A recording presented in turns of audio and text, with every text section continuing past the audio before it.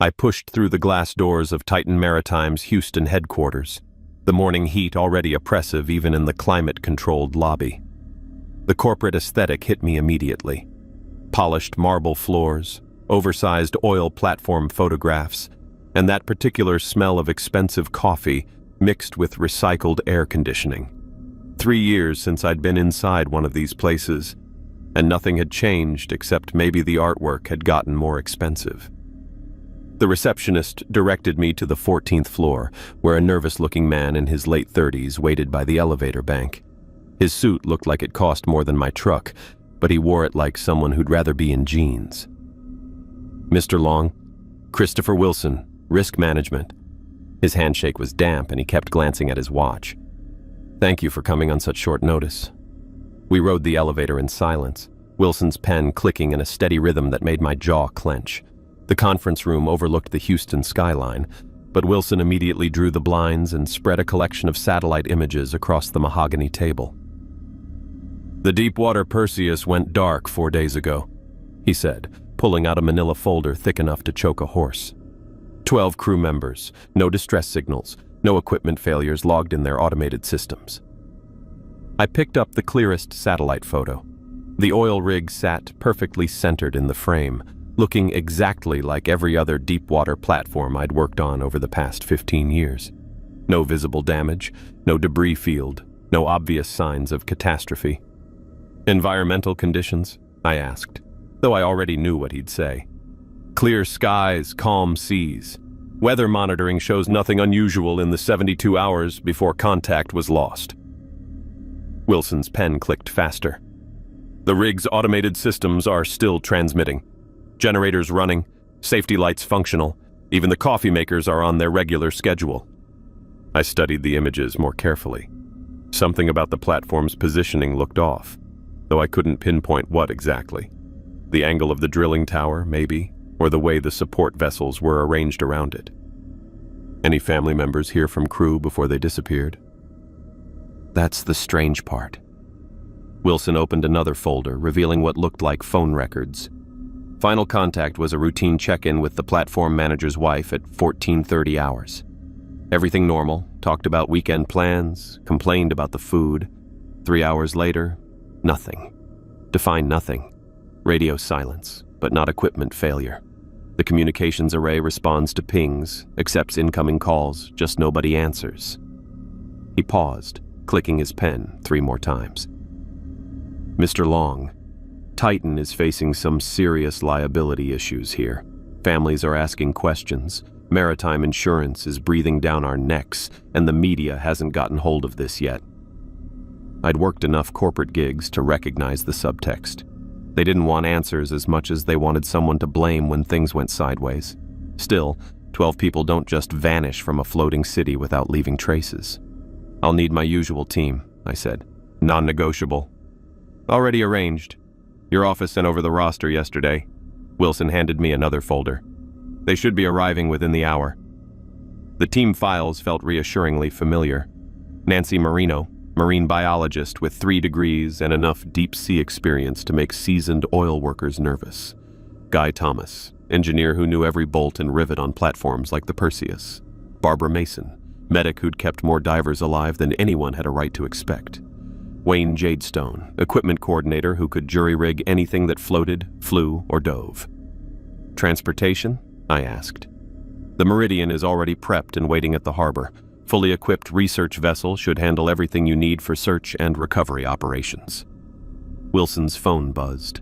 He glanced at it, and I caught a flicker of something that looked like fear cross his face before he composed himself. "Is there something else I should know about this rig?" I asked. "Such as?" "You're sweating through a $1,000 suit in an air-conditioned room, and you've been checking that phone like you're expecting bad news. Either you're worried about more than maritime insurance, or you've got information you're not sharing." Wilson set down his pen, finally breaking the clicking rhythm. "Mr. Long, Titan Maritime operates 47 deep-water platforms across the Gulf of Mexico. We've had equipment failures, weather incidents, even a few accidents over the years. But 12 experienced crew members don't just disappear without explanation. Meaning we need answers, and we need them before this situation gets out of hand. An hour later, I was standing on Pier 19 watching my team load gear onto the Meridian. The research vessel looked solid enough, 90 feet of reinforced hull designed for extended ocean operations. Not the newest boat I'd worked from, but definitely not the oldest. Nancy arrived first, hauling what looked like half a marine biology lab in waterproof containers. I'd worked with her twice before, and she had a reputation for being thorough to the point of obsession. Today, though, she seemed different. More focused, maybe, or just better prepared than usual. "Interesting assignment," she said, wiping sweat from her forehead as she supervised the loading of her equipment. "I've never worked a rig that size before. First time for everything."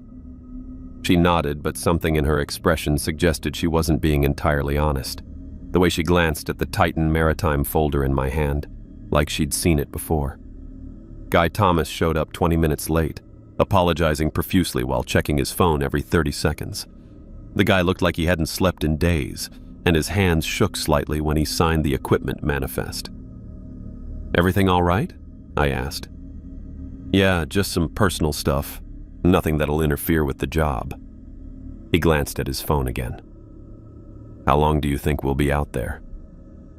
"Depends what we find. Could be a few days, could be a week." Guy nodded, but I caught him doing quick calculations in his head. Money problems, most likely. Guys with gambling debts had a particular way of counting days, like they were counting down to something unpleasant. Barbara Mason arrived in a taxi, looking like she'd packed for a month-long expedition instead of a recovery operation. Her medical bag alone was twice the size of what most medics carried, and she kept double-checking her supplies against a handwritten list. "Expecting trouble?" I asked, watching her arrange trauma kits with military precision. "Better prepared than sorry." She looked up from her inventory, dark eyes serious. "How much do we know about what happened out there?" "Not much. That's why we're going." She nodded, but didn't look convinced. Something about the way she handled her equipment suggested she was preparing for more than routine medical support. Wayne Jadestone was the last to arrive, driving a truck loaded with diving gear and electronic equipment. He'd worked with me on enough jobs that we'd developed an efficient routine. He handled the technical side, I handled the people side, and somehow things got done. Today, though, Wayne seemed distracted. He kept staring at the satellite photos Wilson had given me, his face pale and drawn. "You recognize something?" I asked. He shook his head slowly. "Just something feels wrong about this one." "Wrong how?" "Can't put my finger on it. But my grandmother used to tell stories about places in the ocean where things go missing. Said some waters were meant to be left alone." Coming from anyone else, I would have dismissed it as superstition. But Wayne had an uncanny ability to sense problems before they became obvious, and I'd learned to trust his instincts. As we finished loading the last of the equipment, Wilson appeared on the pier, looking even more nervous than he had in the conference room. He handed me a sealed envelope along with a satellite phone. "Emergency contact information," he explained. "Daily check-ins are mandatory. If we don't hear from you every 24 hours, we'll assume something's gone wrong." How reassuring. "Mr. Long, I want to be clear about something. This mission is classified as a search and recovery operation, but..." He paused, glancing around to make sure no one else was listening. "If you find evidence of criminal activity, corporate sabotage, anything that suggests deliberate action, you contact me immediately. Don't investigate on your own." "What kind of criminal activity are you expecting on an oil platform in the middle of the Gulf?" "Hopefully none. But Titan has enemies, and we can't afford to have the situation escalate beyond what it already is." Wilson left without shaking hands, and I watched his rental car disappear into Houston traffic. Whatever was happening on the Deepwater Perseus, Titan Maritime was scared enough to hire outside contractors and issue warnings about corporate sabotage. The Meridian's engines rumbled to life, and I took one last look at the Houston skyline before heading inside. My team was already settling into their stations, Nancy organizing her lab equipment, Guy reviewing the Perseus technical specifications, Barbara checking medical supplies, Wayne running diagnostics on our diving gear. 4 hours to reach the coordinates Wilson had given us. 4 hours to figure out what had happened to 12 experienced oil workers who'd simply vanished without explanation. As we cleared the harbor and headed into open water, I felt that familiar tightness in my chest that always preceded difficult jobs. 15 years of marine salvage work had taught me to recognize when something was fundamentally wrong with a situation, and everything about this mission felt wrong. The satellite photos showed a perfectly functional oil platform. The technical reports indicated no equipment failures or safety violations. The weather data revealed calm seas and clear skies. But 12 people don't just disappear from a floating city without leaving traces. Someone had to know what happened out there, and I intended to find out who. The Perseus looked wrong even from a distance, though I couldn't pinpoint exactly what bothered me about it. Maybe it was how normal everything appeared. Work lights cutting through the overcast evening, the steady hum of generators carrying across the water, even the radar dish rotating in its regular sweep. Oil rigs were supposed to be loud, chaotic places full of constant activity. This one sat quiet as a church on the surface, despite every system running perfectly. "Take us around the port side," I called to the Meridian's pilot. "I want to see the whole platform before we board." The rig rose nearly 200 feet above the waterline, its massive support columns disappearing into the dark Gulf waters below. No visible damage to the superstructure, no debris floating nearby, no signs of fire or explosion. If I hadn't known better, I would have assumed the crew was simply working below deck. Nancy stood at the bow rail, studying the platform through binoculars. She'd been quiet during the 4-hour transit, occasionally making notes in a waterproof journal, but mostly just watching the horizon.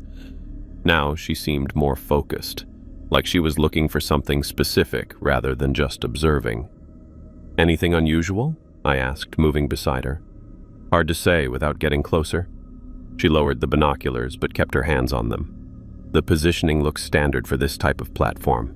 No obvious structural problems. Guy emerged from below deck, where he'd spent most of the trip reviewing technical specifications for the Perseus. His phone had finally stopped getting signal about an hour out, which seemed to help his nerves somewhat. "What do you think?" I asked him. "Architecturally, she's solid. Built in 2018, designed for deep-water operations up to 3,000 feet. He pointed toward the drilling tower. "That's a state-of-the-art setup. Cost Titan probably $200 million to construct. So not something they'd abandon lightly." "Definitely not." Barbara joined us on deck, her medical bag slung over one shoulder and what looked like a portable examination kit in her other hand. She'd been organizing her supplies during the trip, checking and rechecking her inventory with the kind of thoroughness that suggested she expected to use everything. "Any theories about what happened to the crew?" she asked. "Too early to speculate," I said, though several possibilities had been running through my head since we left Houston. Accident, equipment failure, medical emergency, even mutiny. All of them seemed unlikely given what Wilson had told us about the rig's continued operation. Wayne appeared from the engine room, wiping his hands on a towel. He'd been running diagnostics on our diving equipment, making sure everything was ready for underwater operations. Now he stood at the rail, studying the Perseus with an expression I couldn't read. "Something wrong?" I asked. He shook his head slowly. It feels empty, like nobody's been there for months instead of days." The pilot maneuvered us toward the platform's main boarding area, where a hydraulic crane usually lifted personnel and supplies from supply boats. The crane arm hung motionless, but the platform's systems had automatically lowered a boarding ladder when our approach triggered the proximity sensors. "At least the automated systems are working," Guy muttered. We tied off to the platform and climbed the ladder one by one, our equipment bags making the ascent awkward but manageable. The main deck felt solid under our feet, but the silence was unsettling. Even with the generators running and equipment humming, something was missing. the background noise of human activity that should have filled every corner of a working oil platform. The main platform entrance led directly into a central corridor lined with administrative offices and common areas. Emergency lighting illuminated the hallway, casting everything in a pale, institutional glow. Our footsteps echoed off the metal walls, the sound seeming to travel further than it should have. Guy checked the first office we passed. "Looks normal?" he called out. "Paperwork on the desk, computer still running?" Barbara examined the bulletin board outside the medical bay. "Duty rosters are current. Last update was 3 days ago." She paused, reading something more carefully. "No reported injuries or illnesses in the past week." We made our way to the control room, the nerve center of the platform's operations. Banks of monitors displayed readouts from dozens of systems: drilling depth, pressure readings, environmental sensors, safety protocols. Everything showed green status indicators, as if the Perseus was operating at peak efficiency with a full crew. Nancy immediately moved to the computer terminals, her fingers flying over the keyboard as she accessed different systems. "Navigation logs, equipment status, production records," she said, reading from the screens. "Everything looks routine through 3 days ago, then just nothing. No entries, no changes, no maintenance reports." Guy found the captain's logbook sitting open on the main console. He flipped through the pages, reading entries from the past week, routine reports about weather conditions, equipment maintenance, personnel rotations. Then he stopped, his face pale. "What is it?" I asked. He turned the logbook toward me. The final entry, dated 3 days ago at 17:30 hours, contained only 4 words written in shaky handwriting. "It came from the abyss." "That's it?" Barbara asked, looking over my shoulder. No explanation, no details. Just that. Guy flipped through the remaining pages, but they were blank. Wayne had moved to the communications console, checking the radio equipment and satellite uplinks. "Everything's functional," he said. "But look at this." He pointed to the emergency beacon controls. "Someone tried to activate the distress signal. The switch is in the ON position, but the system shows it never transmitted." "The equipment malfunction?" I suggested. "Maybe. Or maybe something was jamming the signal." Nancy had moved to a different terminal, accessing what looked like security footage. "I found the surveillance system," she announced. "Internal cameras cover most of the platform, and there are underwater cameras monitoring the drilling operations." We gathered around her screen as she pulled up recordings from 3 days ago. The internal cameras showed normal activity throughout the day. Crew members moving through corridors, working in the control room, eating meals in the galley. Then, sometime around 1700 hours, all the internal footage stopped. "Power failure?" Guy asked. "No, the timestamps continue. The cameras just stop recording people." Nancy switched to external cameras. "But these kept running." The underwater cameras mounted on the rig's support columns showed murky Gulf water illuminated by powerful lights. Fish moved through the frame occasionally, and sediment drifted past in the current. Nancy fast-forwarded through hours of footage, looking for anything unusual. "There," Wayne said suddenly. "Go back about 10 minutes." Nancy reversed the footage, then played it forward at normal speed. At first, I saw nothing but the usual underwater environment. Then something moved at the edge of the frame. A dark shape too large and too fast to be debris or marine life. "What was that?" Barbara asked. Nancy replayed the segment, slowing it down. The shape appeared again, this time more clearly visible as something massive moving beneath the rig. The cameras couldn't capture enough detail to identify what it was, but the scale was enormous, easily the size of a city bus, possibly larger. "Could be a whale," she said, but her voice lacked conviction. "Whales don't move like that," Wayne replied. "Too fast, too purposeful." Guy was studying readouts from the drilling equipment. According to this, they were operating at maximum depth when the crew disappeared. 3,000 feet down, which is unusual for this location. "Why unusual?" I asked. The Perseus is designed for deep water drilling, but this area typically doesn't require anything close to maximum depth. Most of the productive formations are much shallower. Nancy had been taking pictures of the computer screens with a small digital camera, documenting the various system readouts and log entries.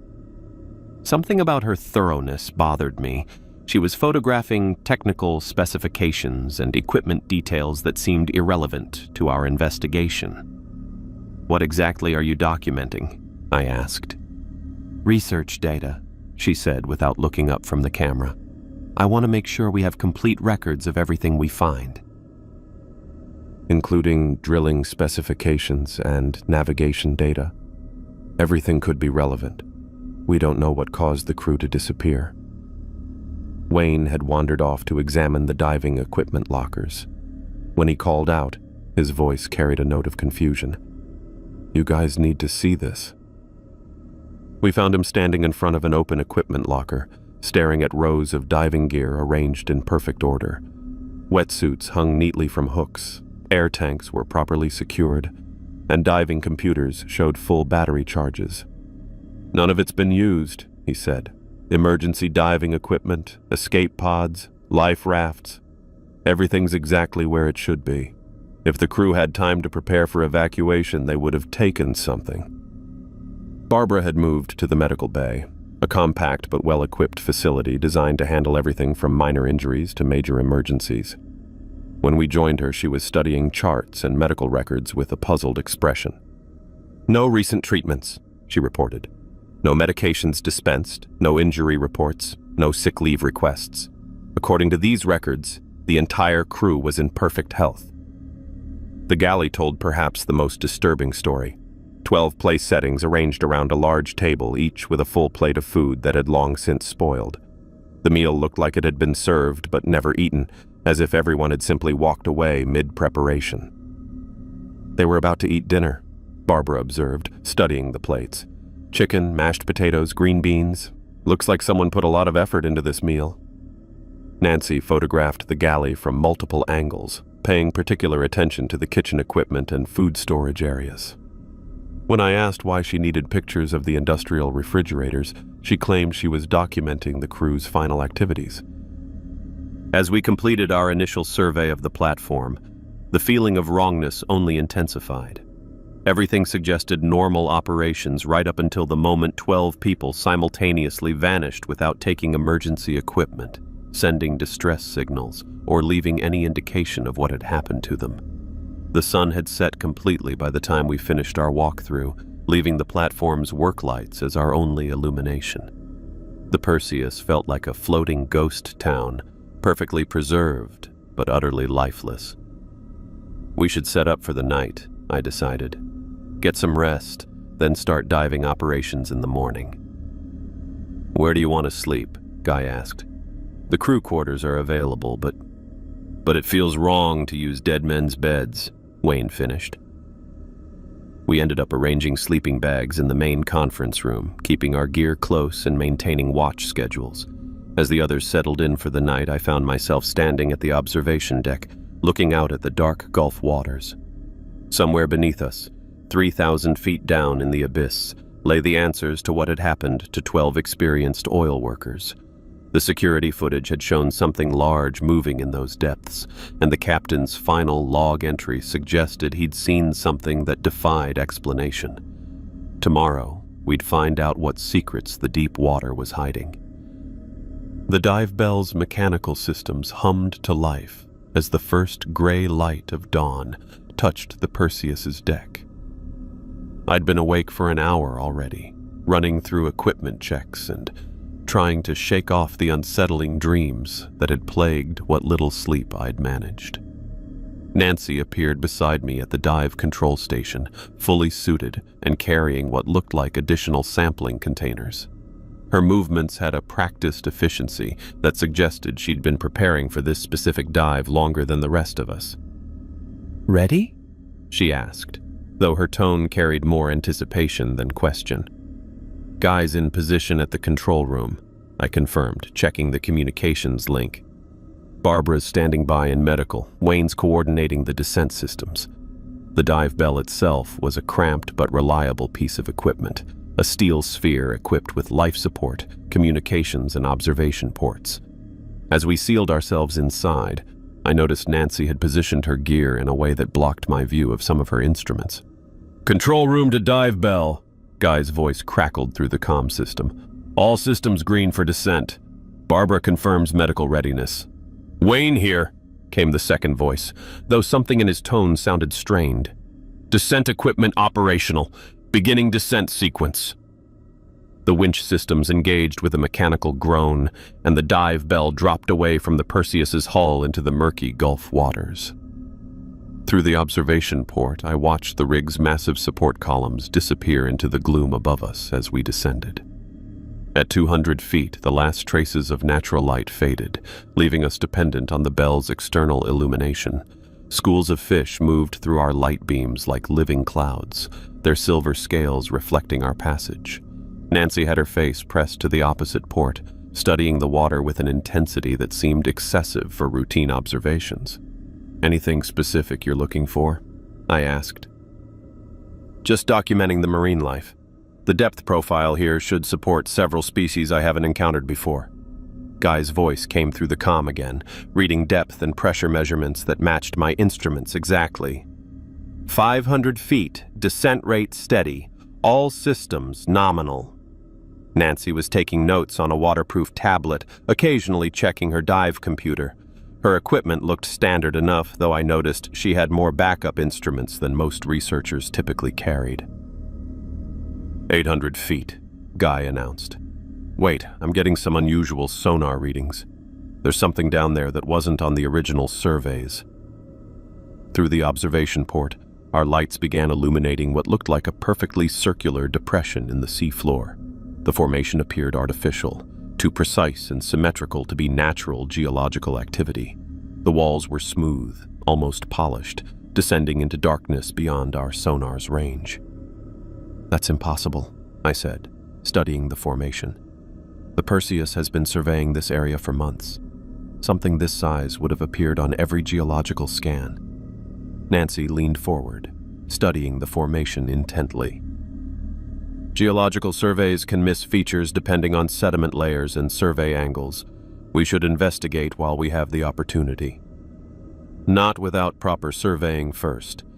We need to map the formation, run additional sonar sweeps, check with Guy about the original survey data. Of course, but we should at least get a closer look. If this is a new geological phenomenon, preliminary observations could be valuable." Her interest seemed professional enough, though something about her eagerness nagged at me. Most scientists I'd worked with were more cautious about deviating from planned dive parameters. Wayne's voice came through the comm, sounding more strained than before. "Descent equipment is functioning, but I'm getting some irregular readings from the winch systems. Nothing critical, just unusual stress patterns." "Define unusual," I requested. "Like something's pulling against the descent cables. Probably just current variations, but I've never seen this pattern before." Guy's monitoring became increasingly erratic as we approached the trench bottom. "I'm showing equipment malfunctions on multiple systems, but I can't replicate them from up here. It's like the problems are resolving themselves before I can identify the cause." At 1,500 feet, our lights began revealing something extraordinary.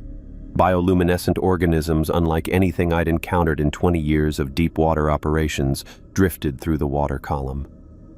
They pulsed with rhythmic light patterns that seemed almost organized, like a form of communication. Nancy immediately began collecting samples with the containers she'd brought, working with practiced efficiency. Her collection technique was more sophisticated than I'd expected, using specialized preservation methods that suggested extensive deep-water sampling experience. "These are remarkable specimens," she said, photographing the creatures with a high-resolution underwater camera. "The bioluminescent patterns are unlike anything in current taxonomic classifications.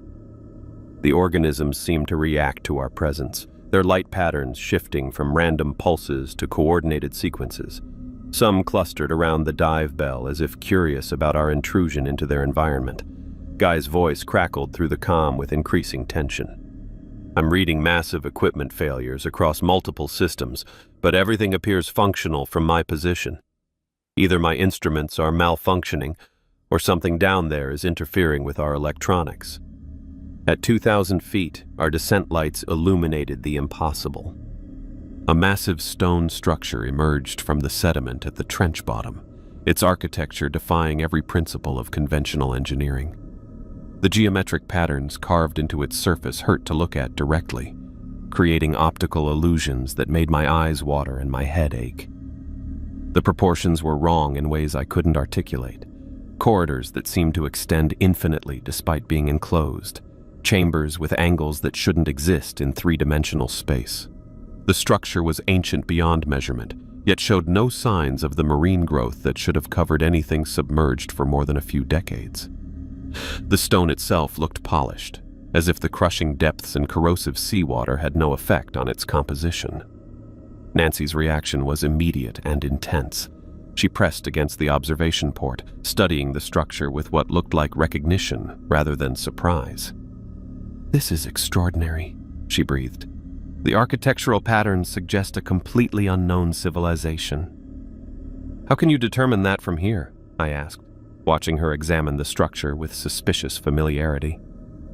"The geometric principles are unlike any known historical architecture. We need to document this thoroughly." She began photographing the structure from every angle, her movements suggesting she knew exactly what details to capture. Something about her behavior felt rehearsed, as if she'd been preparing for this specific discovery. Through the observation port, the stone structure seemed to extend far beyond our light's reach, disappearing into the abyssal darkness like a submerged city. Whatever civilization had constructed this place, they'd possessed engineering capabilities that surpassed modern understanding. Nancy continued her documentation with an intensity that went beyond scientific curiosity, and I found myself wondering exactly what kind of research had brought her to our team. The air recycling system in the dive bell cycled with mechanical precision as I studied the stone structure spread out below us. Nancy had positioned herself at the controls, checking depth readings and communication links while I tried to process what we were looking at. The architecture defied every principle of engineering I'd learned in 20 years of marine operations. "We need to investigate that structure," Nancy said, her voice carrying a certainty that bothered me. "The geological significance alone makes this discovery unprecedented." "Investigate how? We're 2,000 feet underwater in a dive bell. This isn't exactly equipped for archaeological surveys." "The external manipulation arms are designed for sample collection. We could use them to clear debris, get closer to the structure itself." Her suggestion made sense technically, but something about her eagerness felt wrong. Most scientists I'd worked with approached unknown formations with more caution, especially at crushing depths where one mistake could kill everyone aboard. Nancy was already operating the dive bell's external arms, clearing sediment from what appeared to be a collapsed section in the structure's outer wall. Her movements showed practiced efficiency with the equipment, as if she'd rehearsed these exact maneuvers. "How long have you been planning this dive?" I asked, watching her work. "Planning what?" "We're investigating geological formations discovered during routine search operations." "Right, routine." The collapsed wall section revealed an opening large enough for human passage, though the idea of leaving our protective sphere at this depth should have been impossible. Nancy began checking her diving gear with the methodical attention of someone preparing for something specific. "You're not seriously considering going in there. The structure appears stable, and our suits are rated for this depth. We have limited time before our air supply requires ascent." She paused, meeting my eyes through her dive mask. "This could be the most significant archaeological discovery in human history." Her logic was sound, but her confidence about the structure's stability seemed based on more than visual observation. Nancy had brought diving equipment I hadn't seen during our gear checks, including what looked like specialized lighting and sampling tools. Guy's voice crackled through the comm system, though the signal carried more static than before. "Surface control to dive bell. I'm reading some unusual stress patterns on your support cables. Everything secure down there?" "Secured," I responded, though Nancy was already preparing to leave the bell. "We're investigating a geological formation. May need extended time at depth." "Copy that. Barbara's standing by in medical. Wayne's monitoring the descent systems, but he's reporting some irregularities in the equipment readings." Nancy had already attached her external lighting to her diving gear and checked her air supply twice. Her preparation suggested someone who'd anticipated this exact scenario, not someone making impulsive decisions based on unexpected discoveries. "We go in together," I decided. 30 minutes maximum. Any sign of structural instability, we abort immediately. Agreed. The dive bell's airlock cycled us through into the crushing darkness of the deep ocean. Our suit lights penetrated perhaps 20 feet through the murky water, illuminating the stone opening that shouldn't exist. Nancy moved toward the opening with purposeful strokes, navigating the current and debris field with surprising skill. Her underwater maneuvering displayed more experience than most marine biologists possessed, suggesting extensive technical diving background she hadn't mentioned. We passed through the collapsed wall section into a corridor that defied rational understanding. The passage extended beyond our light's reach, lined with carved stone that formed geometric patterns my eyes couldn't focus on properly. The proportions felt wrong in ways I couldn't articulate. The ceiling seemed both too low and impossibly high, while the walls appeared to curve inward and outward simultaneously. Nancy swam ahead with movements that suggested familiarity rather than exploration. Her light beam swept across junction points and architectural features as if she was following a mental map of the structure's layout. The water inside the corridors felt different, denser somehow, with currents that moved in directions that shouldn't be possible in an enclosed space.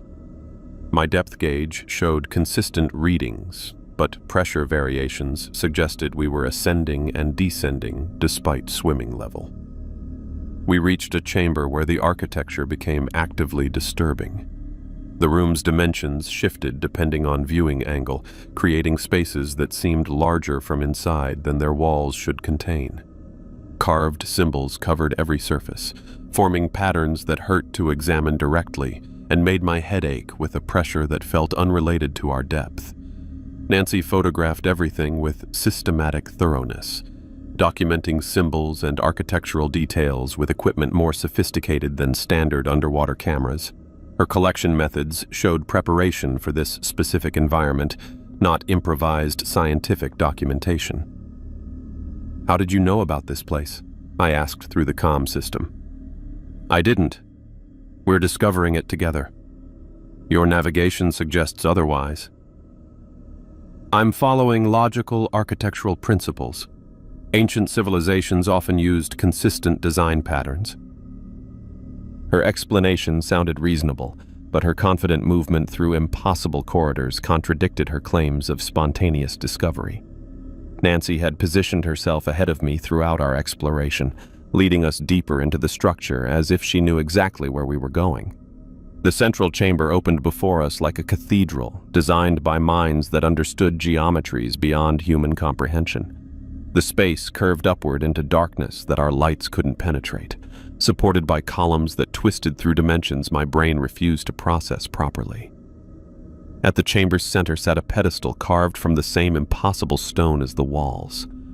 Resting on its surface was a crystalline sphere roughly the size of a basketball, pulsing with internal blue light that seemed to emanate from its core without illuminating its surroundings. The artifact generated a low harmonic frequency that penetrated our diving suits and made my teeth ache. The sound felt familiar in ways that disturbed me, like hearing a melody from childhood nightmares. My depth readings fluctuated wildly in the sphere's presence, as if the device was affecting our instrument's basic functions. Nancy approached the pedestal with movements that suggested reverence rather than scientific curiosity. She circled the artifact, photographing it from multiple angles while maintaining a careful distance that implied respect for its power rather than caution about unknown dangers. "This is extraordinary," she said, though her tone carried satisfaction rather than surprise. "The crystalline structure appears to be generating its own energy source. We should document its position before considering removal. Of course, but we need to collect samples for proper analysis. Nancy began unpacking equipment I hadn't seen in her gear during our surface preparations. Specialized containment vessels, analysis tools, and what appeared to be extraction implements designed specifically for handling crystalline artifacts. Her preparedness for this exact discovery eliminated any possibility of coincidence.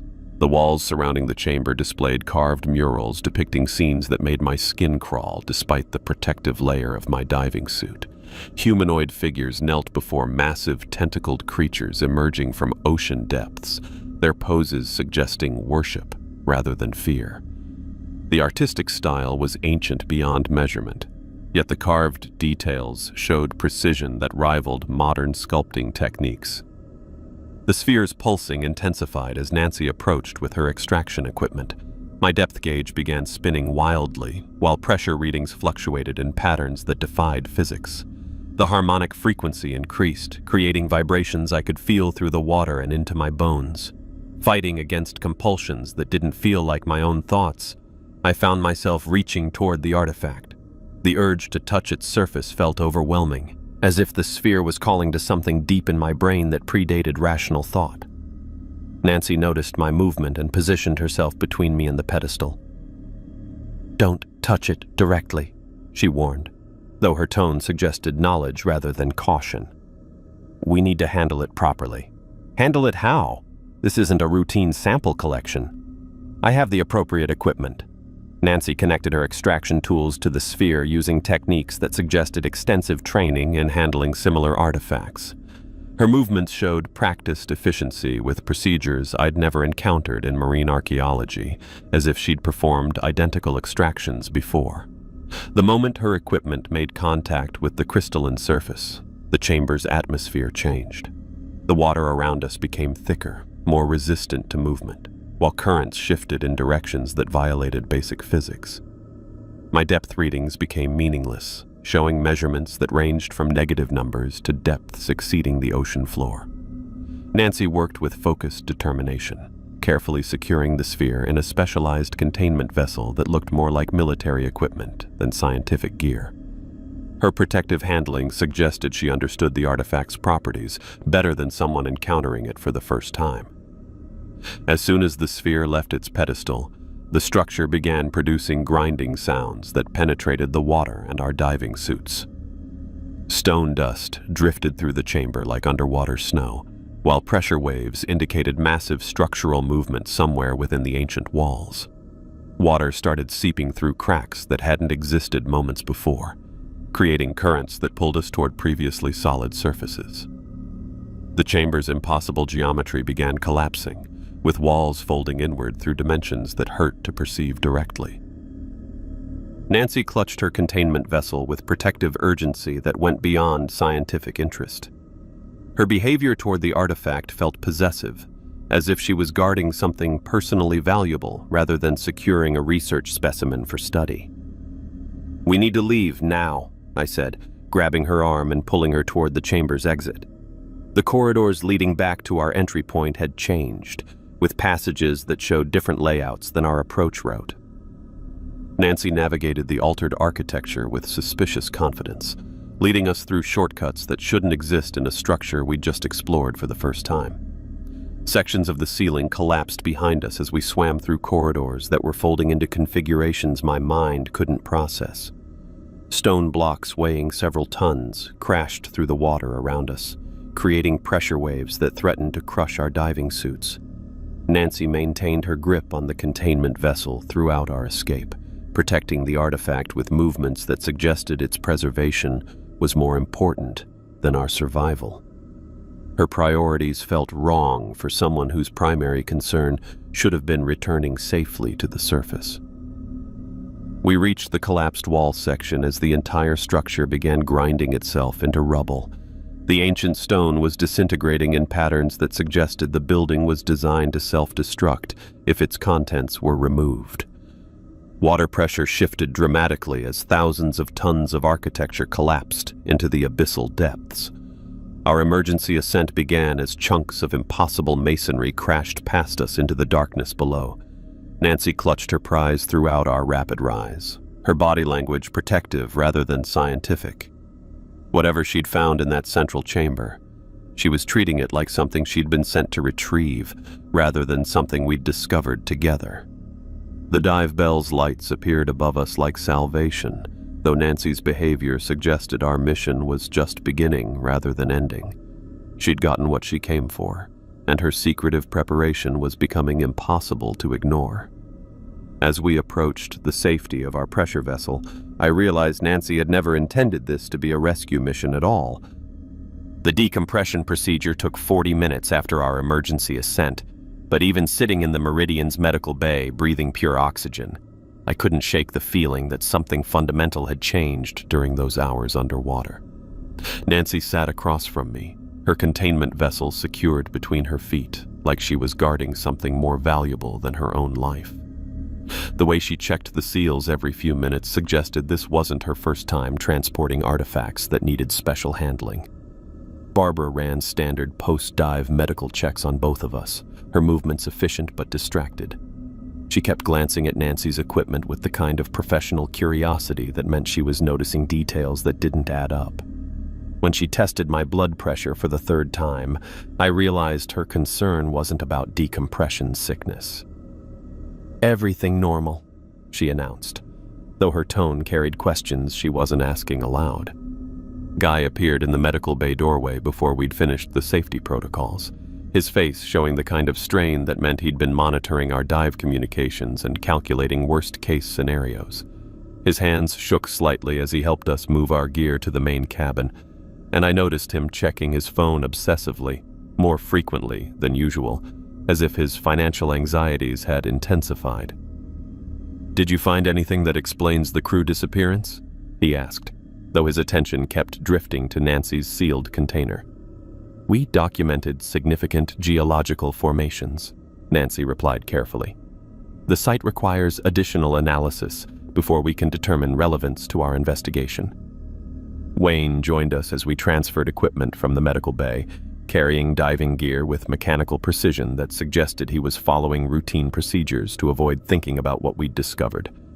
His usual steady demeanor showed cracks around the edges, and when I asked him about the winch irregularities he'd reported during our descent, he paused, touching his temple. "Winch problems?" Yes. I remember mentioning something, but the details feel fuzzy now, like trying to remember a dream. I studied his face, looking for signs he was joking or testing my attention to detail. Wayne's memory for technical problems was usually flawless, but something was clearly affecting his normally reliable recall. "You said something was pulling against the descent cables. Unusual stress patterns." "Right. That sounds familiar. But when I check the equipment logs, everything shows normal operation. Maybe I was imagining things." Nancy had positioned herself in the main cabin's center, placing her containment vessel on the bolted-down table where it would remain stable regardless of sea conditions. The way she arranged her other equipment around it suggested she was setting up for extended analysis work rather than temporary storage. The sealed container hummed with barely audible vibrations that I felt through the deck plates rather than heard through the air. The sound created a persistent pressure behind my eyes that intensified whenever I looked directly at the vessel. Barbara noticed me rubbing my temples and handed me standard painkillers, but the headache felt too specific to respond to conventional medication. "Something's wrong with the atmospheric pressure readings," Wayne announced from the navigation station, though when I checked the barometric instruments, everything appeared normal. Guy sat down across from Nancy's equipment setup, his phone still in his hand, but forgotten as his usual nervous energy was replaced by an uncomfortable stillness. For 3 days, he'd been checking messages constantly, but now the device seemed irrelevant compared to whatever was occupying his thoughts. "Can you hear that?" he asked, tilting his head toward Nancy's container. "Hear what?" "The humming, like voices but too quiet to understand the words." I listened carefully, trying to isolate any sounds beyond the ship's normal operations and the equipment vibrations. The Meridian's engines provided steady background noise, punctuated by occasional creaks from the hull adjusting to wave motion, but I couldn't identify anything resembling voices. Nancy began unpacking analysis equipment I'd never seen during our mission preparations. Sophisticated instruments that looked more expensive than our entire contract value, with manufacturer labels I didn't recognize, and technical specifications that seemed designed for purposes beyond marine biology research. "Where did this equipment come from?" I asked, watching her assemble what appeared to be a spectrographic analyzer. "Standard research instruments. I brought them as precautionary gear. You never know what kind of analysis capabilities you'll need in deep water research. My university maintains specialized equipment for unusual discoveries. This wasn't listed in your gear inventory. Emergency research protocols. When you're dealing with unknown geological formations, it's better to have analysis capabilities and not need them than to make a significant discovery and lack the tools to properly document it." Her explanation sounded reasonable, but her confident handling of instruments suggested she'd used them extensively before today. Most researchers I'd worked with needed time to familiarize themselves with complex equipment, especially under field conditions. Nancy operated her devices with the efficiency of someone who'd practiced these exact procedures. Barbara checked her medical supplies while Nancy worked, discovering that several containers had been disturbed. She held up empty medication bottles with confusion that suggested she remembered packing them differently. "I could have sworn I had more sedatives than this, and someone's been into my testing supplies." "Equipment shifts during operations," I offered, though something about the disturbance patterns looked deliberate rather than accidental. "Not shifted, used. Someone's been taking medications and contaminating my testing equipment." Wayne wandered between different areas of the ship, checking systems with the restless energy of someone who couldn't settle into normal routines. When I found him staring at the engine room controls with complete bewilderment, my concern shifted from routine stress to something more serious. "Everything operational down here?" "I think so. I can't remember why I came down here, though. Was I supposed to check something specific?" "You mentioned irregular readings during our dive. Wanted to verify the engines were running properly." "Right. That makes sense. The engines are fine, though I'm not sure how long I've been standing here." Guy remained motionless at the main cabin table, his attention fixed on Nancy's containment vessel with an intensity that made me uncomfortable. His usual nervous habits had disappeared, replaced by a stillness that felt unnatural for someone with his temperament. "Guy, you need to eat something. None of us have had a meal since this morning." He looked at me with an expression that suggested he'd forgotten food was necessary for human survival. "I'm not hungry. Haven't thought about eating since we came back up." The mention of food made me realize I'd also lost track of basic biological needs. The discovery felt disturbing rather than convenient, as if something was suppressing normal human instincts that should have demanded attention after hours of physical exertion. Nancy's analysis equipment generated readouts that filled multiple screens with data I couldn't interpret. Wavelength measurements, energy patterns, and electromagnetic readings that suggested her artifact was more complex than crystalline mineral formations. The numbers kept changing in patterns that seemed too organized to represent natural phenomena. "What exactly are you measuring?" I asked, studying the displays over her shoulder. "Crystalline structure analysis. The artifact appears to be generating energy through unknown processes. These readings could revolutionize our understanding of mineral compositions." "Those look like electromagnetic signatures, not geological measurements." "Advanced mineral analysis requires multiple measurement techniques. The energy patterns indicate this isn't a simple crystal formation." Barbara joined us at the equipment station, bringing her medical knowledge to bear on Nancy's data. Her expression shifted from curiosity to concern as she studied the electromagnetic readings. "Those energy patterns look familiar. They're similar to brainwave measurements, but at frequencies I've never seen in human neurological activity." "Interesting observation," Nancy replied, though her tone suggested she wasn't surprised by the correlation. Guy suddenly spoke from his position at the table, his voice carrying an odd inflection that made us all turn toward him. It's trying to communicate. The voices are getting clearer. Wayne reappeared from below deck, looking disoriented and carrying tools he couldn't explain. Found myself in the engine room again. I was adjusting something, but I can't remember what or why. Wayne, how many times have you been down there today? I don't know. Time feels different since we came back up. Like hours are passing without me noticing. Barbara checked her watch, discovering that our post-dive activities had consumed more time than any of us remembered. The evening was well advanced, though none of us could account for where the hours had gone. We should establish normal routines, she suggested, though her voice lacked conviction. Regular meals, sleep schedules, structured activities to maintain psychological stability. I'm not tired, Guy said without looking away from Nancy's equipment. Don't need sleep when there's so much to learn. Nancy continued her analysis work with single-minded focus, occasionally making notes in a waterproof journal she kept positioned where none of us could read her observations. Her documentation methods looked more like intelligence gathering than scientific research, recording specific details with the precision of someone completing a predetermined checklist. The ship's communication equipment crackled with static that formed almost recognizable patterns, like voices speaking languages that sounded familiar but remained incomprehensible. Wayne tried adjusting the radio frequencies, but the interference persisted regardless of technical modifications. Could be atmospheric disturbance, he suggested, though his explanation lacked his usual technical confidence.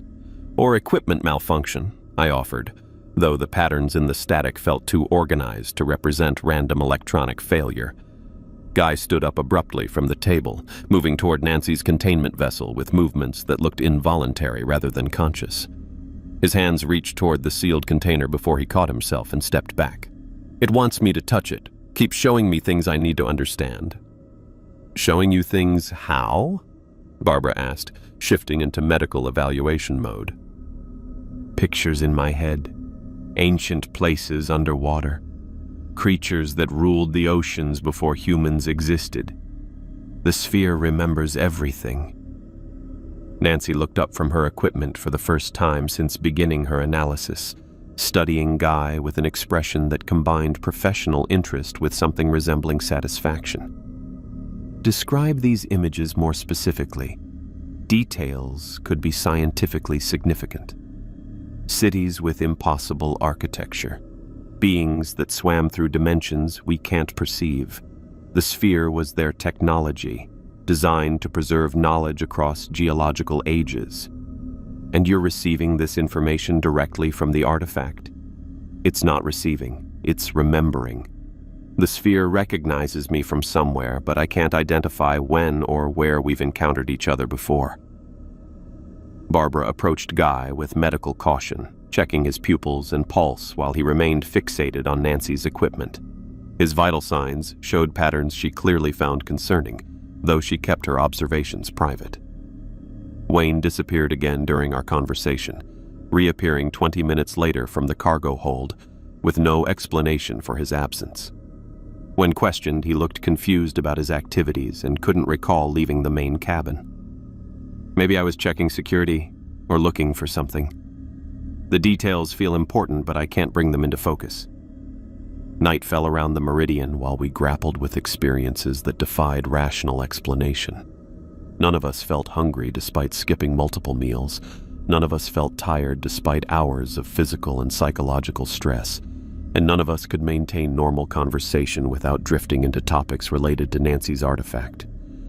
The sphere itself remained sealed in its containment vessel, pulsing with blue light that penetrated the metal walls and cast shifting shadows throughout the main cabin.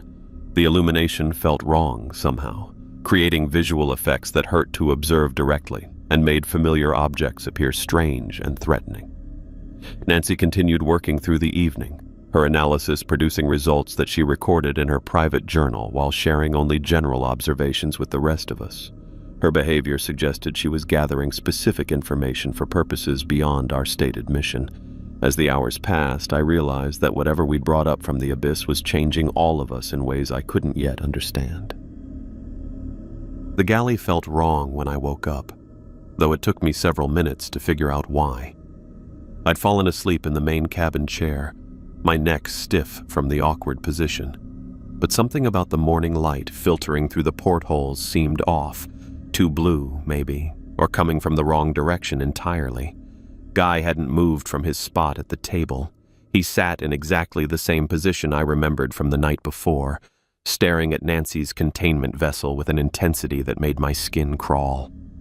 His phone lay forgotten beside his elbow, the screen dark and apparently irrelevant compared to whatever was holding his attention. "Guy, you've been sitting there all night?" He looked at me with eyes that seemed to focus from a great distance. "It's been showing me things. Cities under the water, older than anything humans ever built. The people who lived there, they weren't like us. You need sleep, real sleep, in an actual bed. Sleep is wasted time now. There's too much to learn, too much to understand before it's too late." Nancy emerged from the forward cabin where she'd supposedly been resting, though she looked as alert and focused as she had during her analysis work the previous evening. Her movements carried the precision of someone who'd been awake and active, not someone who'd just woken up. "The electromagnetic patterns intensified during the night," she announced, checking her equipment displays. "The energy signatures are becoming more complex, almost like the artifact is developing enhanced capabilities." Enhanced how? Communication protocols. The patterns are starting to resemble neural activity, but with organizational structures beyond anything found in human brain function. Guy nodded along with her explanation, as if it confirmed something he already knew. "It's trying to teach us about the old world, the civilization that built those underwater cities. They had technology we can't imagine." Barbara appeared from the medical bay, carrying her supply kit with movements that suggested she'd been conducting inventory rather than sleeping. Her expression combined professional concern with confusion as she joined us in the main cabin. "Someone's been into my medications again," she said, holding up several empty containers. "Not just missing doses.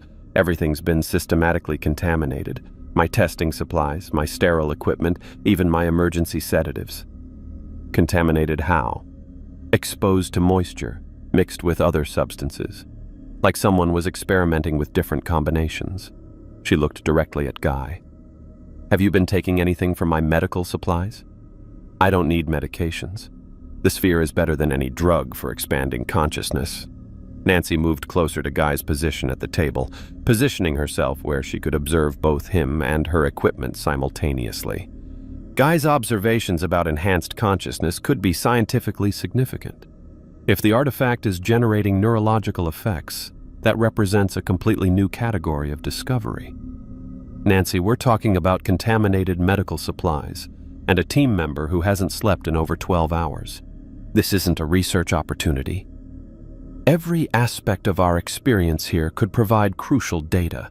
Guy's neurological responses might be the key to understanding how the artifact interfaces with human brain function." Her words seemed to energize Guy rather than calm him. He stood up from the table with sudden movement that made us all step back instinctively. "She understands," he said, gesturing toward Nancy. "The sphere chose her to witness the truth. The rest of you are trying to suppress what it's revealing." Wayne emerged from below deck, looking disoriented and carrying tools he couldn't explain. When he saw us gathered around the table, his expression shifted to confusion that went deeper than simple morning grogginess. "I was working on something in the engine room," he said slowly, "but I can't remember what or why. I can't even remember how I got down there." "Wayne, do you remember what you were working on yesterday, during our dive operations?" He touched his temple, concentrating with visible effort. "Yesterday feels like years ago.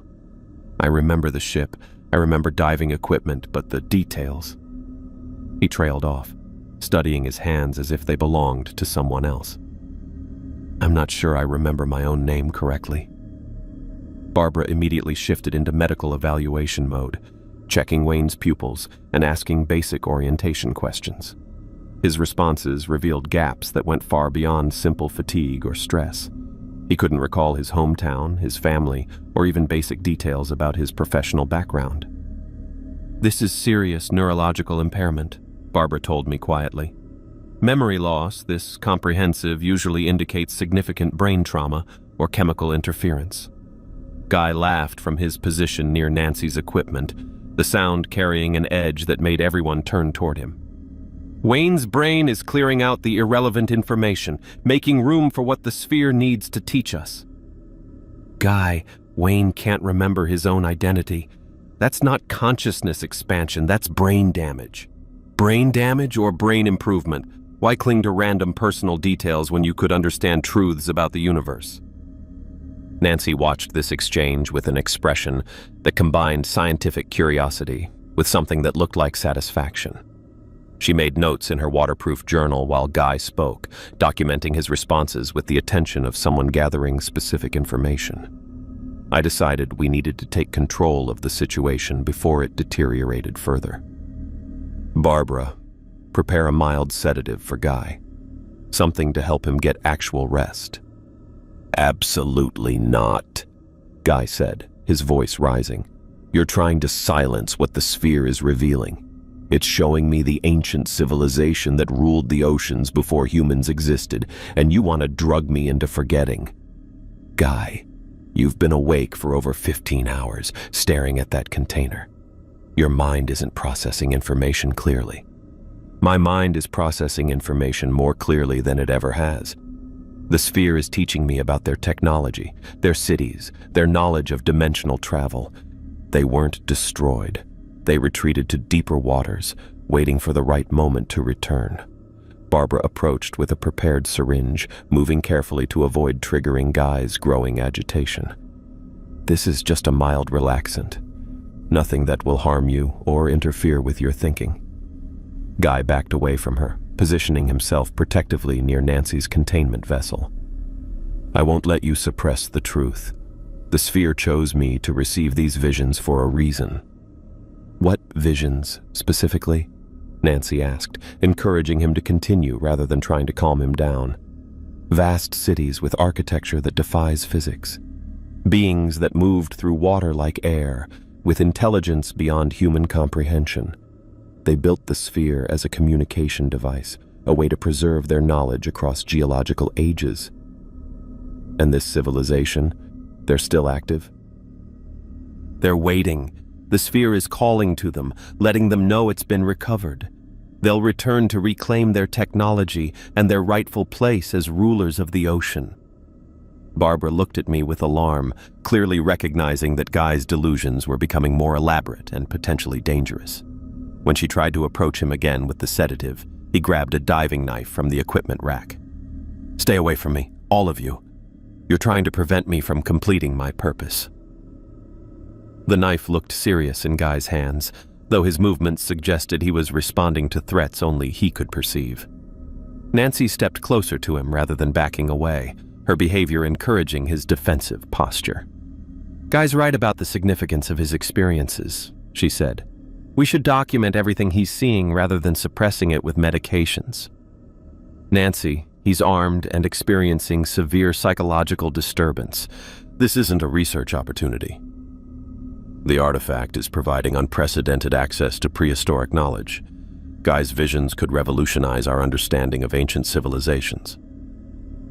Wayne wandered closer to our group, his expression vacant as he struggled with basic cognitive function. "I remember something about water, being underwater, but I can't place when or where."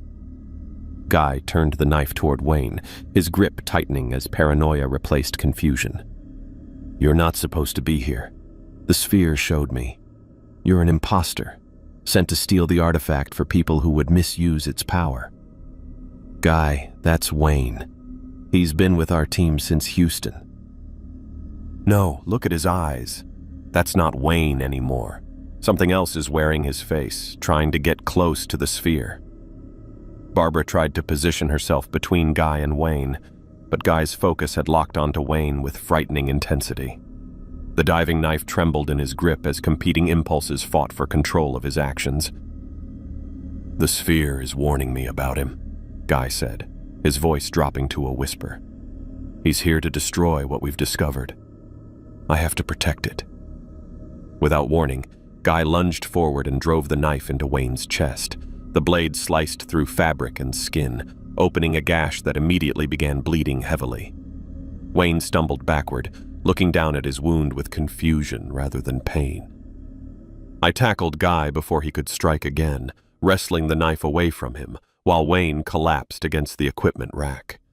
Barbara immediately moved to treat Wayne's injury, applying pressure to the wound while Guy struggled beneath my restraining hold. "You don't understand," Guy screamed. "The sphere showed me the truth about him. He's not human anymore. None of you are listening to what it's trying to tell us." Nancy stood over our struggle, watching Guy's breakdown with clinical detachment, rather than helping to restrain him. Her priorities seemed focused on protecting her equipment, rather than preventing violence among the team. Barbara worked frantically to stop Wayne's bleeding, her medical training taking over as she applied bandages and pressure dressings. "The wound is deep, but manageable if I can prevent shock and infection. Wayne, stay with me. Focus on my voice." Guy broke free from my grip with strength that seemed unnatural, fueled by adrenaline and whatever psychological state the artifact had induced.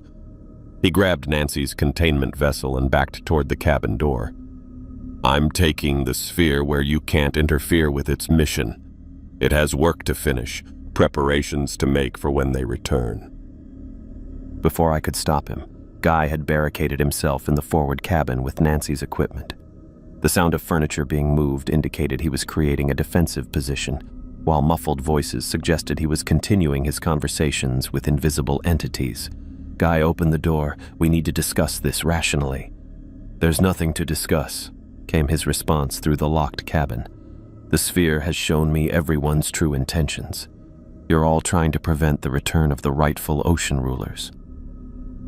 Nancy approached the cabin door, but instead of trying to calm Guy, her words seemed designed to encourage his delusions.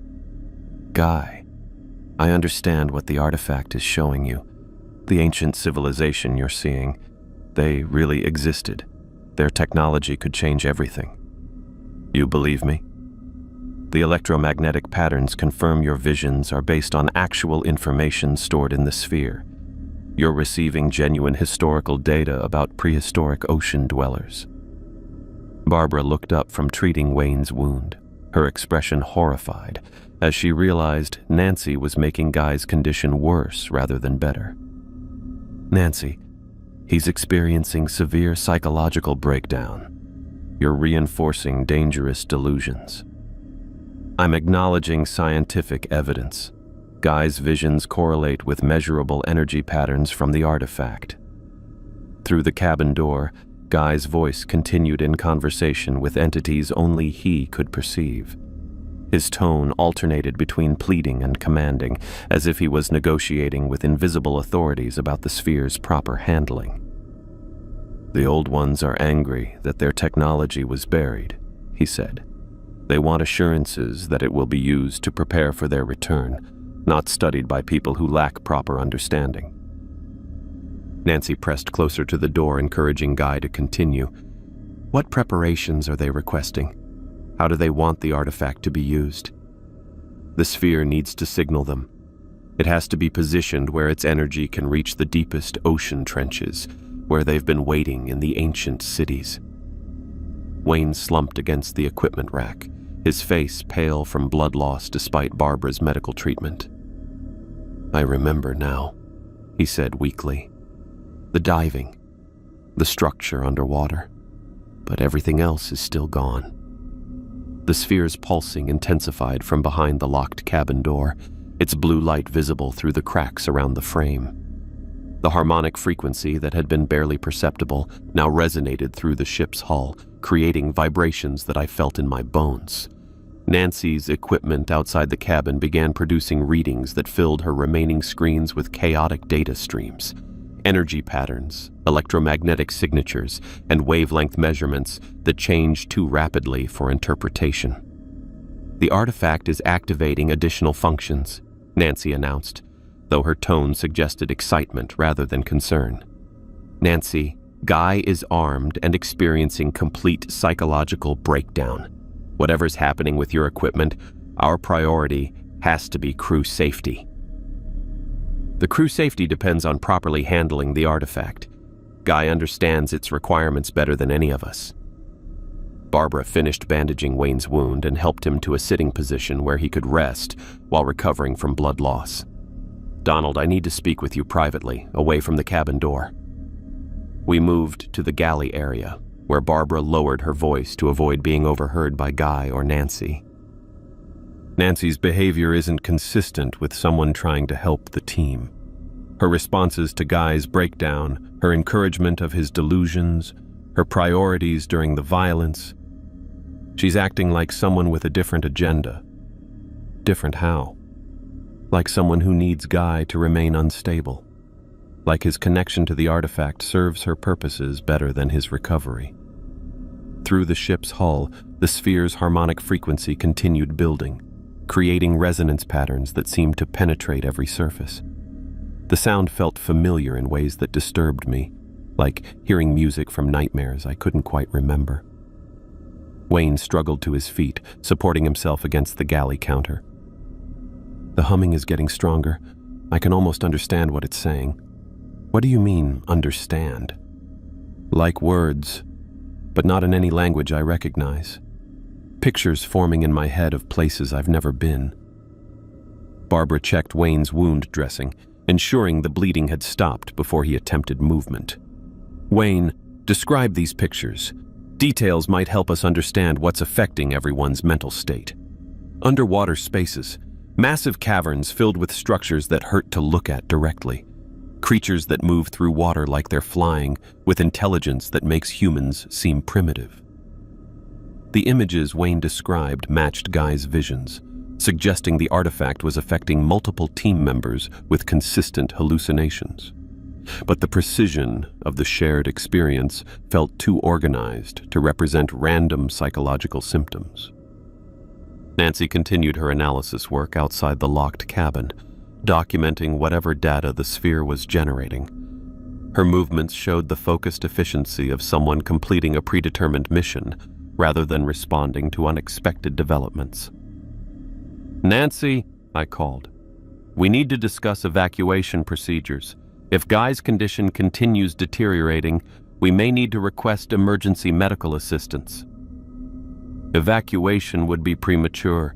Guy's experiences represent the first direct communication with prehistoric intelligence in human history. We can't abandon this opportunity for momentary safety concerns. Momentary safety concerns? He just stabbed Wayne and barricaded himself with potentially dangerous equipment. The artifact isn't dangerous. It's revolutionary. Guy's connection to its stored information could provide insights that transform human understanding of ocean history. From the locked cabin came the sound of Guy's voice raised in what seemed like argument with his invisible companions. His words became increasingly urgent, as if he was defending his actions to entities that questioned his judgment. I protected the sphere like you instructed, he said. The imposter tried to steal it, but I prevented the theft. Now it's safe from people who would misuse its power. The blue light emanating from the cabin intensified, casting moving shadows throughout the main area that seemed to shift independent of any actual light source. The shadows formed shapes that resembled tentacles or reaching arms, though looking directly at them made the images dissolve into ordinary darkness. Wayne pointed toward the shadowy movement with a trembling hand. You can see them too, the shapes in the shadows. They're not hallucinations. Barbara followed his gesture, her medical training making her approach the phenomenon analytically rather than fearfully. Visual disturbances could indicate electromagnetic interference with neurological function.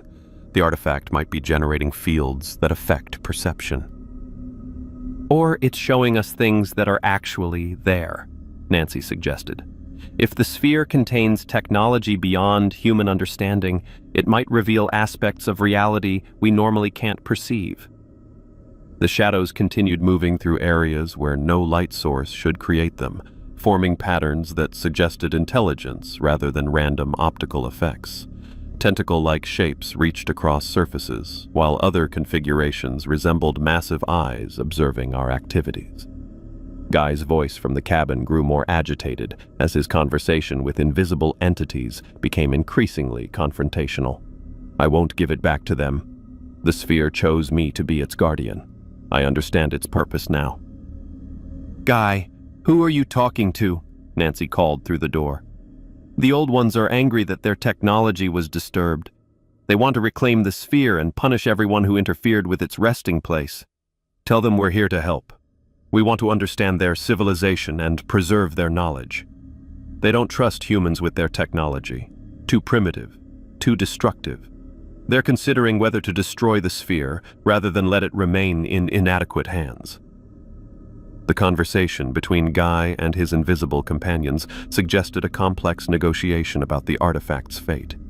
His responses indicated he was receiving detailed information about expectations and consequences related to the sphere's handling. Wayne slumped further against the galley counter, his strength depleted by blood loss and whatever psychological effects the artifact continued producing. The images are getting clearer. I can see the cities Guy described. Ancient architecture that doesn't follow normal geometry. Wayne, focus on staying conscious. Don't let the visions overwhelm your awareness of reality. Reality doesn't feel solid anymore.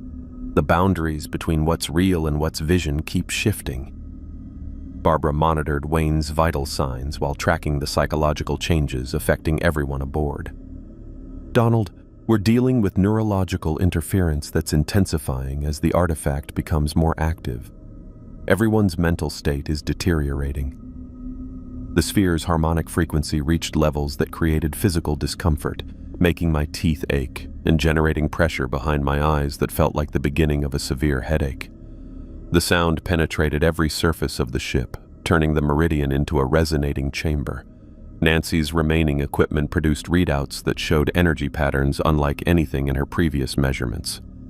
The displays filled with data streams that changed too rapidly for interpretation, suggesting the artifact was activating capabilities that exceeded her analytical tools.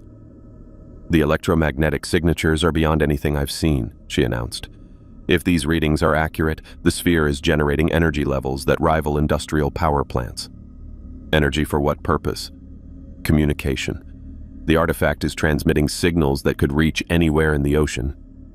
Guy's voice from the cabin suddenly changed tone, becoming more commanding, as if he was issuing instructions rather than receiving them. Prepare the deep channels, clear the abyssal pathways. The sphere is calling the old ones home. The shadows moving through our compartment intensified, forming shapes that seemed to respond to Guy's words. Tentacle configurations reached toward areas where our equipment was stored, while eye-like patterns focused on Nancy's analytical instruments. Wayne pointed toward the shadows with increasing agitation. They're not just images anymore. I can feel them touching the walls, moving through the water around the ship. Barbara grabbed my arm, her medical training making her recognize signs that our situation was becoming critically dangerous. Donald, we need to evacuate immediately. Whatever's happening here, it's escalating beyond our ability to control. Ev, the sound of splintering wood cut through the Meridian's midnight quiet like a gunshot. I'd been dozing fitfully in the main cabin when Guy's improvised battering ram, probably the cabin's desk chair, finally broke through the door frame he'd barricaded himself behind for hours. He emerged clutching Nancy's containment vessel against his chest, the sphere's blue light casting wild shadows across his face as he stumbled into the main compartment. His eyes had the glassy quality of someone who'd abandoned rational thought entirely, and when he spoke, his voice carried an authority that belonged to someone else. I know what you all are, he announced, scanning the room where Nancy sat at her remaining equipment, and Barbara knelt beside Wayne's makeshift bedding. The sphere showed me everyone's true intentions.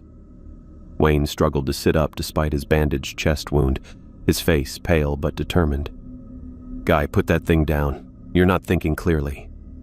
I'm thinking more clearly than I ever have. Guy raised the containment vessel over his head like a club. Especially about her. his attention fixed on Nancy with an intensity that made her freeze at her equipment station. The sphere's pulsing intensified, synchronizing with Guy's agitated breathing as he took a step toward her.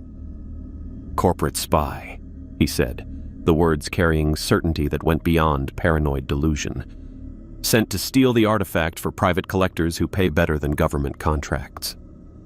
I expected Nancy to deny the accusation, to use her established cover story about university research, but instead she stood up from her equipment with movements that looked more like tactical positioning than defensive retreat. "The sphere told you that?" she asked, her voice losing the scientific curiosity that had characterized her responses for days. "The sphere showed me everything. Your real employers, your actual mission parameters, your extraction protocols." Guy's grip on the container tightened. "How long you've been tracking artifacts like this one?" Nancy didn't argue with his accusations or try to maintain her marine biology cover. Instead, she extended her hand toward the containment vessel with the confidence of someone making a reasonable business proposal. "Then you understand why I need you to hand it over, so I can complete my actual mission." Her admission hit the rest of us like cold water. Barbara stopped checking Wayne's bandages to stare at Nancy, while Wayne attempted to push himself upright despite the pain from his chest wound. "Nancy, what is he talking about?" Barbara asked, though her tone suggested she'd already started connecting pieces that hadn't fit properly. "My real name is Nancy Marino, not Dr. Sarah Chen, and I'm not affiliated with any university marine biology program." She kept her attention fixed on Guy and the sphere he held. "I'm here to recover that artifact for an organization that understands its true significance." Guy laughed, the sound containing no humor whatsoever. "True significance? You mean its market value to people who collect things that shouldn't exist? I mean its potential to revolutionize human understanding of prehistoric intelligence and dimensional technology." "Lies." Guy clutched the container closer to his chest. "The sphere showed me what happens when people like you get hold of this technology. Exploitation, weaponization, corruption of everything it was meant to preserve." Wayne managed to get his feet under him, blood seeping through his bandages as he forced himself to stand. "Guy, whatever that thing is telling you, it's not worth dying for. It's worth protecting humanity from people who would abuse its power." Without warning, Guy moved toward the deck access, clearly intending to throw the sphere overboard rather than let Nancy claim it. Wayne launched himself across the cabin despite his injuries, tackling Guy around the waist and sending both men crashing into the equipment rack. The impact jarred the containment vessel from Guy's grip, and it rolled across the tilting deck toward the galley. Guy managed to pull the diving knife from his belt as Wayne tried to wrestle him away from the artifact. The sphere's influence seemed to flood Guy with unnatural strength and pain tolerance as he drove the blade into Wayne's chest just below the previous wound. "Guy, stop!" Barbara shouted, moving toward the struggling men. Guy pulled the knife free and stabbed Wayne again, this time in the shoulder, his movements mechanical and precise rather than frenzied. Wayne's blood splattered across the deck plates as he tried to maintain his grip on Guy's wrist, but his strength was failing fast. "The sphere is protecting itself," Guy said, driving the knife into Wayne's side with strength that shouldn't have been possible given his deteriorated condition. "Eliminating threats to its mission." Barbara reached the struggle and tried to pull Guy off Wayne, but Guy spun toward her with the bloody knife raised. Before she could retreat, he lunged forward and struck her across the temple with his fist, the artifact's influence lending force to the blow that sent her stumbling backward. Barbara crashed against the galley counter, blood running from a gash above her left eye as she lost her balance and fell to the deck.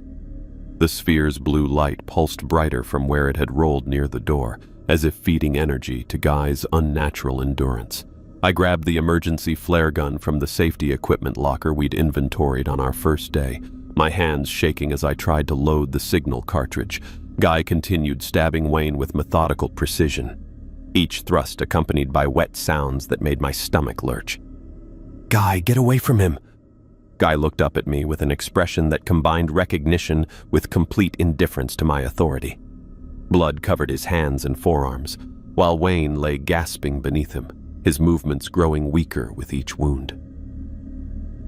He was trying to steal the sphere for the imposters. I had to stop him.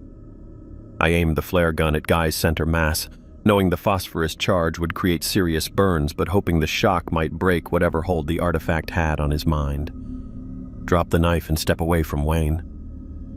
The sphere is more important than any individual life, including mine. I pulled the trigger. The flare cartridge struck Guy in the chest and immediately ignited his shirt, creating flames that spread across the fabric with unnatural speed. The artifact's influence seemed to dull his pain response. Instead of dropping the knife and trying to extinguish the fire, Guy continued his attack on Wayne's barely conscious body. The smell of burning cloth and skin filled the cabin as Guy stabbed Wayne twice more, the blade finding spaces between ribs with surgical precision. Flames climbed toward his face, but the sphere's hold on his mind made him push through agony that should have incapacitated anyone else. "Guy, you're on fire." He looked down at the flames consuming his torso with mild curiosity, as if the burning was happening to someone else. Pain is irrelevant when you're serving a higher purpose. The sphere's blue pulsing had synchronized with something else, massive movements that I felt through the hull rather than heard through the air. Nancy moved toward the rolling container with careful steps, clearly intending to claim the artifact while Guy was distracted by his burning clothes. Through the cabin portholes came flashes of bioluminescent light from outside the ship, patterns that moved through the water with intelligence rather than random marine activity. The sphere's pulsing intensified, and the answering lights from the ocean depths grew brighter. Guy finally acknowledged the flames consuming his upper body by tearing off his burning shirt, revealing severe burns that should have left him screaming in agony. The artifact's influence was sustaining him beyond normal human endurance, but his body was failing despite his mind's disconnect from the pain. "It's calling to them," he said, watching the bioluminescent patterns through the portholes. "The old ones heard the sphere's signal, and they're rising from the deep cities." The water around the meridian erupted as something massive broke the surface nearby. Through the nearest porthole, I caught a glimpse of flesh that defied biological classification, surfaces covered in scales the size of dinner plates, appendages that moved with muscular coordination, and eyes that reflected our cabin lights with intelligence that felt ancient and malevolent. "Nancy!" Guy called, his voice barely audible as his injuries finally began overwhelming the sphere's influence. "You understand what's happening, don't you? Why the sphere had to be recovered?" Nancy reached the containment vessel and lifted it with reverent care, her movements suggesting she'd practiced these exact motions many times before. "I understand the artifact represents first contact with a prehistoric civilization," she said. "My organization has been tracking similar objects for years, waiting for one to become active. Your organization." Guy's burned face twisted into something resembling a smile as he collapsed to his knees. "Government contractors who think they can control forces that ruled the oceans before humans existed. We're not trying to control them. We're trying to establish communication protocols that might prevent them from viewing humanity as a threat." The ship lurched as something struck the hull below the waterline. Emergency alarms began wailing throughout the meridian as systems detected hull breaches and flooding in the lower compartments. Through the portholes, massive tentacles became visible in the water, appendages thicker than telephone poles, covered in suckers the size of manhole covers. They moved through the ocean with predatory grace, exploring the meridian's hull, like fingers examining an interesting toy. Nancy secured the sphere's container against her body with equipment straps, transforming herself into a human transport system for the artifact. The creatures respond to the sphere's energy signatures. As long as I maintain possession, they'll recognize me as an ally rather than a threat. "You're not an ally," Guy whispered, finally succumbing to his injuries and falling forward. "You're cattle that learned to mimic their communication." One of the tentacles wrapped around the meridian's midsection, creating pressure that made the hull plates groan in protest. Water began seeping through stressed joints as the creature tested our structural integrity. Barbara struggled to her feet despite her head wound, blood still running from the gash above her eye. "Donald, the radio equipment. We need to send a distress signal." I helped her reach the communications station, where she immediately began checking frequencies and transmission capabilities. Her expression shifted from concern to horror as she discovered what someone had done to our equipment. "The radio's been sabotaged," she announced. "Not damaged, deliberately disabled. Someone removed essential components and shorted critical circuits." The implications hit me like physical blows. Someone's been feeding information about our mission to external parties. Nancy continued securing the sphere's container while monitoring the creature activity outside. My handlers required regular updates about recovery progress. I had to work carefully during Wayne's sleep periods. He would have noticed missing components during his regular system checks, so I used bypass circuits and temporary replacements to mask the sabotage until tonight. "You've been reporting our location and status?" "Naval assets positioned outside territorial waters needed coordination points. Submarines equipped for deep-water recovery of personnel and artifacts." Another tentacle emerged from the water, this one exploring the Meridian superstructure with movements that suggested the creature was learning about human engineering. The appendage wrapped around our communications mast and began applying pressure that bent the metal supports. The sphere's influence had been building throughout our conversation, creating compulsions that I felt as physical pressure toward the nearest exit. Wayne's barely conscious form twitched with involuntary movements toward the deck access, while Guy's lifeless eyes remained fixed on the container in Nancy's arms. "It wants us outside," I said, fighting against the urge to follow the artifact's pull. "The sphere is calling us to join whatever's out there." Barbara opened the medical supply locker with hands that shook from blood loss and psychological pressure. "I need to treat Wayne's wounds before we lose him completely." The deck tilted as water flooded the lower compartments, shifting the ship's balance and making normal movement difficult.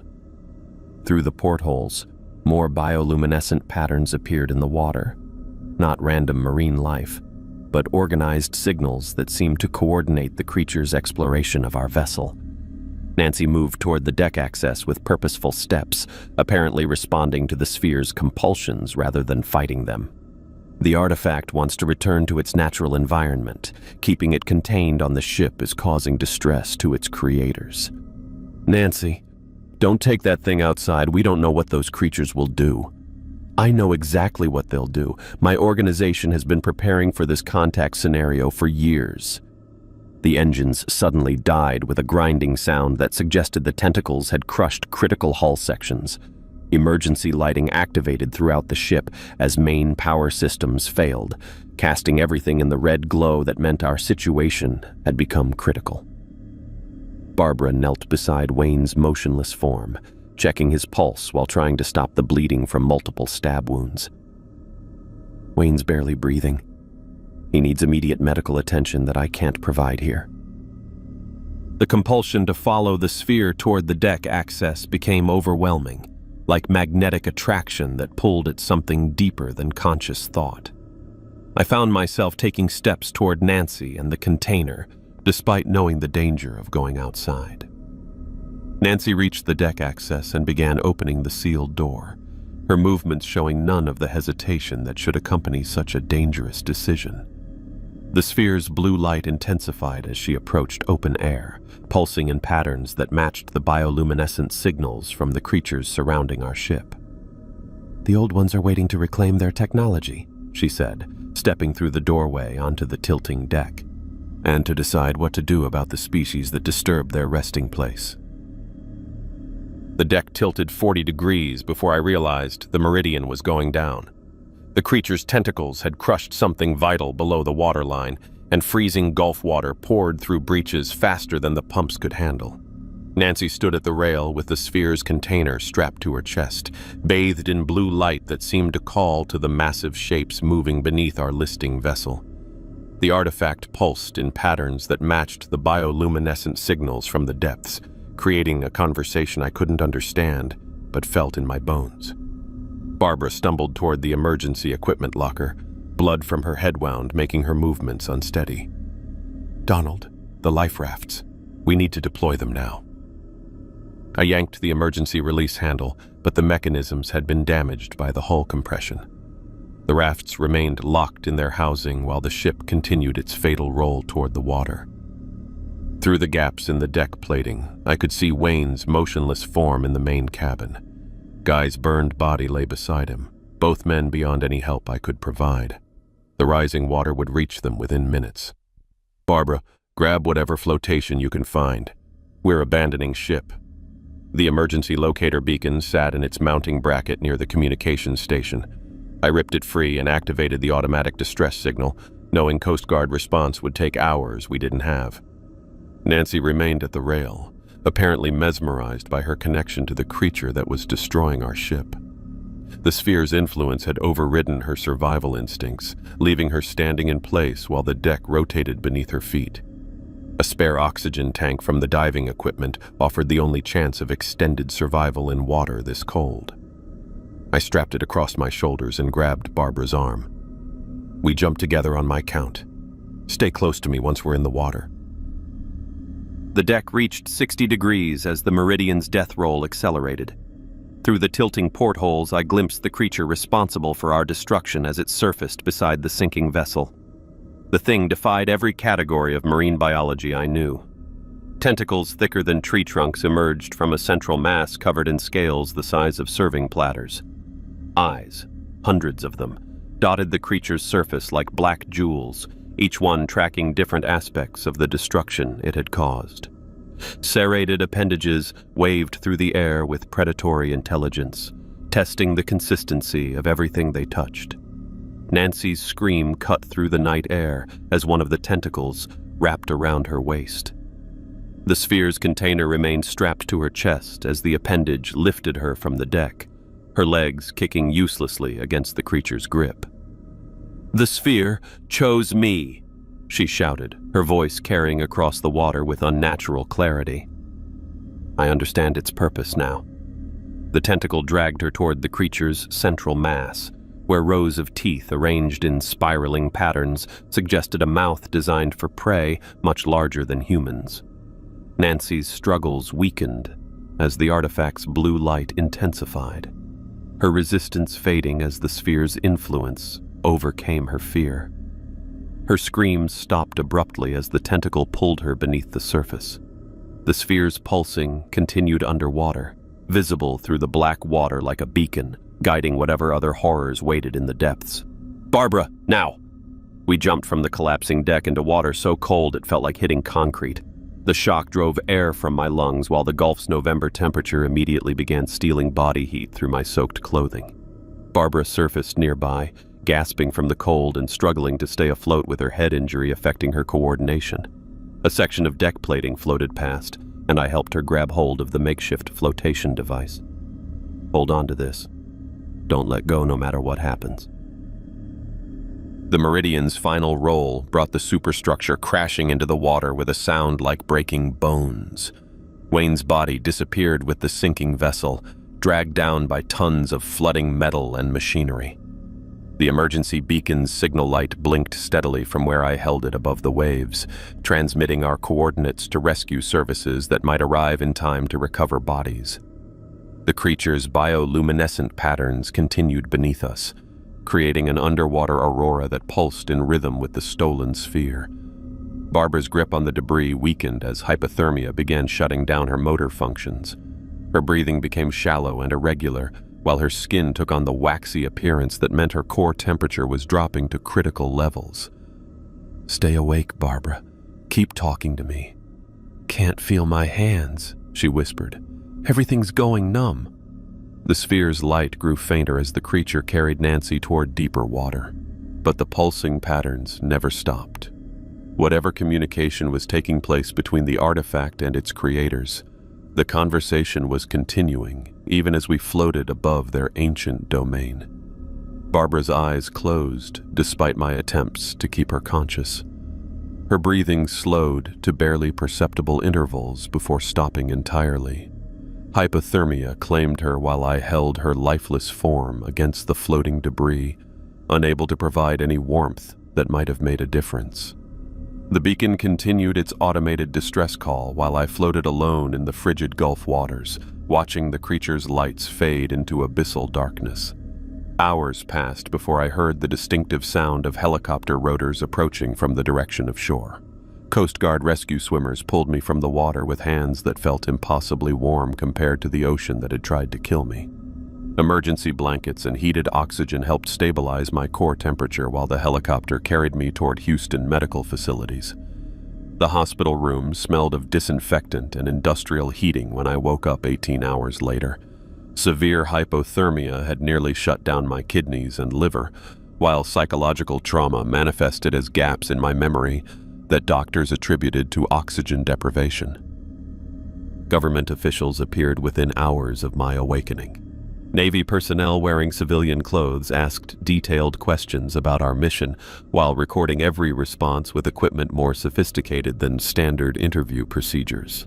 They explained that the Deepwater Perseus had been destroyed by an underwater methane explosion that also sank our research vessel. Natural gas deposits beneath the seafloor had created a catastrophic blowout that left no survivors except me. The official report would list equipment failure as the cause of both disasters.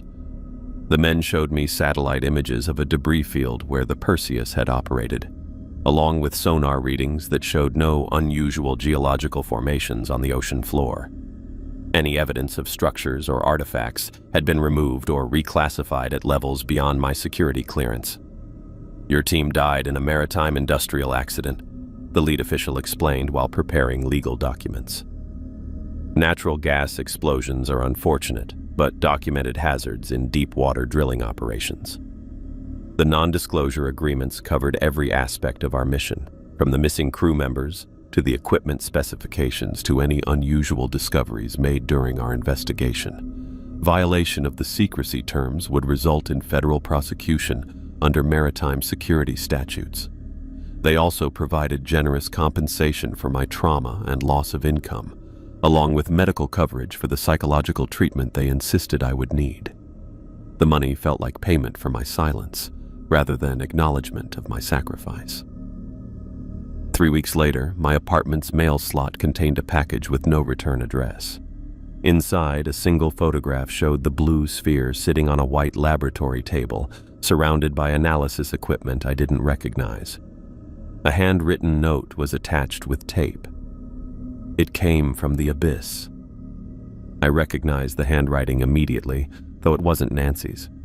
Someone from her organization had survived to complete the mission, and they wanted me to know the sphere had reached its intended destination. My team's deaths had been acceptable losses in an operation designed to succeed regardless of casualties. I sat staring at the photograph for nearly an hour, processing the implications of what it meant. The mission had never been about rescue or investigation. It had been about retrieval, and they had succeeded exactly as planned. My phone rang, the sound cutting through my thoughts like a blade. The display showed an unknown number with an area code I didn't recognize.